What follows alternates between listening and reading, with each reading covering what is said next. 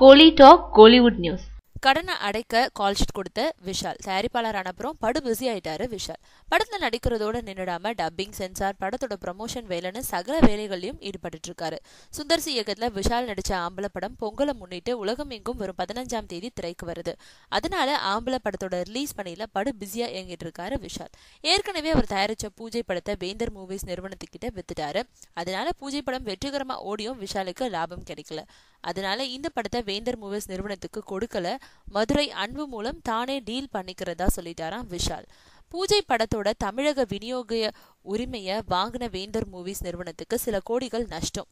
அதை ஈடுகட்ட அந்த நிறுவனம் தயாரிக்கும் படத்துல நடிச்சு கொடுத்து கடனை அடைக்க இருக்காரு விஷால். இந்த படத்தை சுசீந்திரன் இயக்குறாரு. பாண்டிய நாடு படத்தோட வெற்றியை தொடர்ந்து சுசீந்திரன் விஷால் இணையும் படம் இது. இதுல அவருக்கு ஜோடியா முதல் முறையா காஜல் அகர்வால் நடிக்கிறாங்க.